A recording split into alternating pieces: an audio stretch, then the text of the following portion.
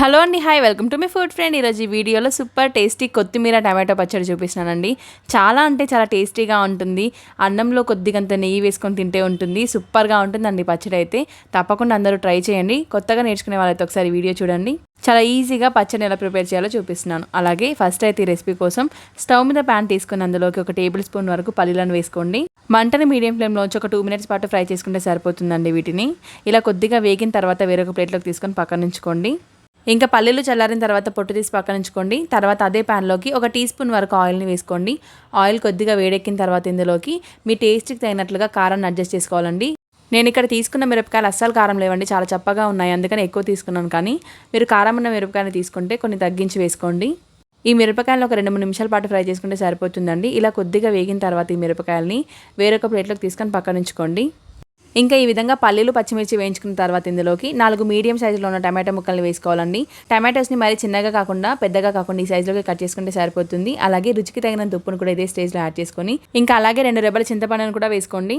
మూత పెట్టేసి టమాటో సాఫ్ట్గా ఉడికేంత వరకు మగ్గించుకోవాలండి. మధ్య మధ్యలో మూత తీస్తూ కలుపుతూ ఉండాలి, లేదంటే అడుగు పట్టేస్తుంది. ఇంకా ఈ విధంగా టమాటోస్ని ఒక 70% వరకు ఉడికేంత వరకు ఒక 15 నిమిషాల పాటు ఉడికించుకుంటే సరిపోతుందండి. మంటని మీడియం ఫ్లేమ్లో ఉంచి ఇలా టమాటోస్ ఒక 70% వరకు ఉడికిన తర్వాత ఇందులోకి శుభ్రంగా కడిగి పెట్టుకున్న కొత్తిమీరను వేసుకుందాం. ఈ కొత్తిమీర ఒక 3 కట్టల వరకు ఉంటుందండి. 3 కట్టల కొత్తిమీరను తీసుకున్నాను 4 మీడియం సైజ్ టమాటోస్కి. మీరు కొత్తిమీర ఫ్లేవర్ ఇంకెక్కువగా ఉన్న ఇష్టపడతారని అనుకుంటే కొత్తిమీరని ఇంకొక కట్ట ఎక్కువ కూడా వేసుకోవచ్చండి.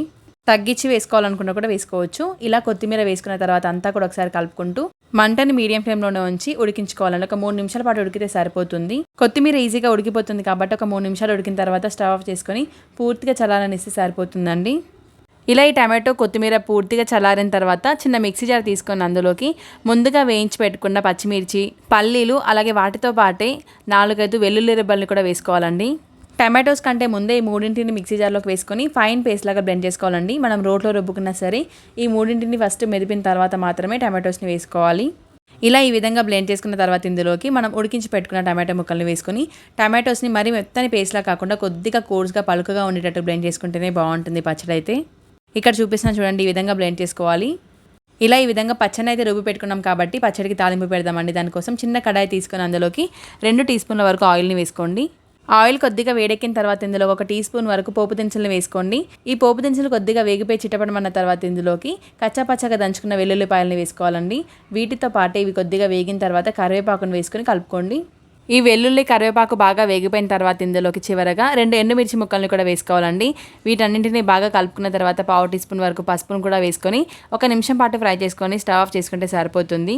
ఇలా స్టవ్ ఆఫ్ చేసిన తర్వాత మనం ముందుగా గ్రైండ్ చేసి పెట్టుకున్న టమాటో కొత్తిమీర పచ్చడిని ఇందులోకి యాడ్ చేసుకొని చివరగా నచ్చితే సన్నగా కట్ చేసి పెట్టుకున్న కొత్తిమీరని చల్లుకొని సర్వ్ చేసుకుంటే సరిపోతుందండి. ఈ పచ్చడి అయితే అన్నంలోకి చాలా బాగుంటుంది, చపాతీలో కూడా బాగుంటుందండి, ఇడ్లీ దోశలోకి కూడా అద్దిరిపోతుంది. మీరు ఇంతవరకు ఈ పచ్చడిని ఇంట్లో ట్రై చేయకపోతే మాత్రం ఖచ్చితంగా ట్రై చేయండి. కొత్తిమీర ఫ్లేవర్ తక్కువగా ఉంటుంది. చాలా మందికి కొత్తిమీర ఫ్లేవర్ ఎక్కువగా ఉంటే ఇష్టపడరు కాబట్టి అలాంటి వారు కూడా హ్యాపీగా తినొచ్చండి. మరి ఇంక ఈ వీడియో కనుక మీకు నచ్చినట్లయితే ఇలాంటి మంచి మంచి ఎమ్మీ అండ్ టేస్టీ వంటల కోసం మన ఛానల్ని సబ్స్క్రైబ్ చేసుకోండి. పక్కనే ఉన్న బెల్ ఐకాన్ ఆన్ చేసి పెట్టుకోండి. అంతవరకు keep watching me food friend and thank you for watching.